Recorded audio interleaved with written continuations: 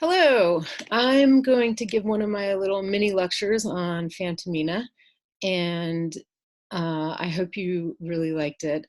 First of all, let me say about the 18th century that all of the texts, we'll talk about this more in class on Wednesday, tomorrow, all of the texts are weird. So we have to give up the notion that they are anything like realist novels, that the characters are anything like real people.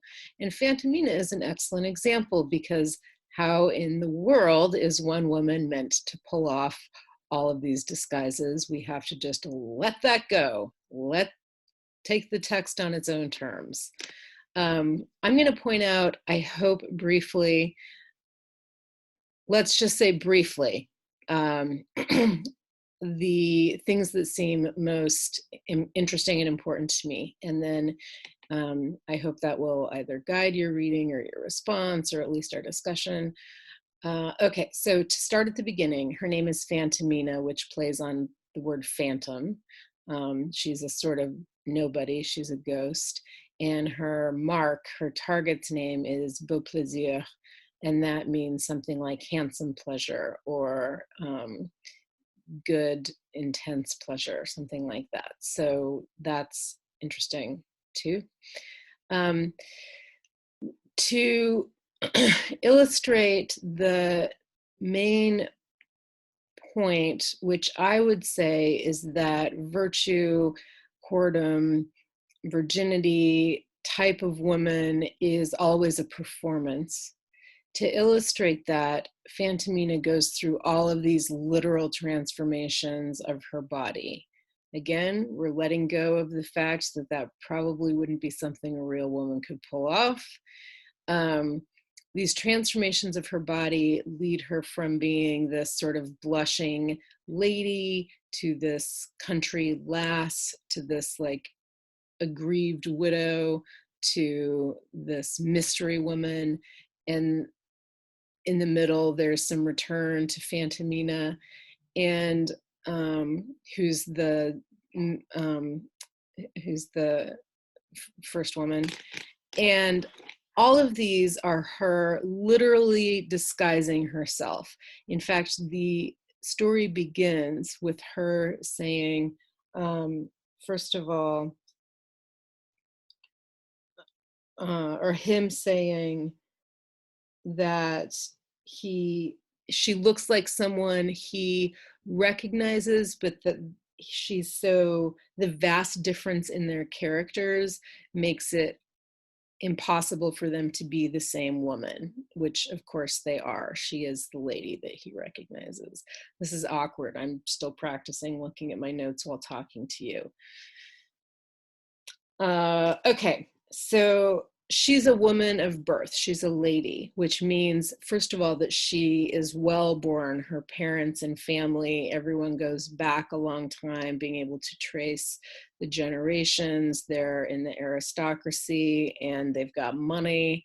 And she's pretending to be a whore, which is the exact opposite of a virgin, but also the opposite of this like well-born, well-mannered virgin, who would never take money for anything, let alone for her body. It begins with her watching another woman, which is really interesting also because the rest of the story has her being watched, her being the object of the gaze. And it begins with her watching this other woman and sort of objectifying this other woman also. And then taking that on, not just to do it, but as a lesson for her of how to reel in the men, but really just this one man.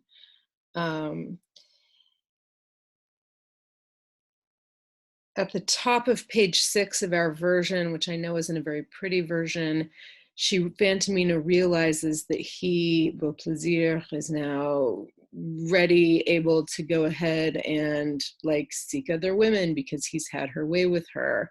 And this is what spurs her into changing her presentation. She wants to keep him faithful, which is this weird way of keeping him faithful without his knowing it, in a sense that is sort of a mockery of an actual marriage or something, the kind of commitment, which brings us to the end of the story, where it turns out she's pregnant and she's ruined unless he marries her. But of course he won't marry her because she's a whore. So her punishment is meant to be that she's pregnant without a husband, which absolutely destroys her for polite society. There's no way that she can ever be allowed to be around people or be invited to homes, or let alone courted and married, or even uh, considered anything besides a whore, which it turns out she is.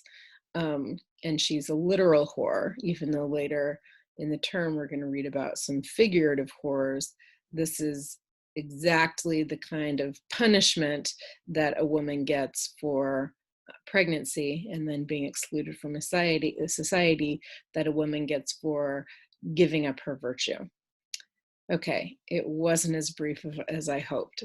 Well, I'll just work on that in the future. All right.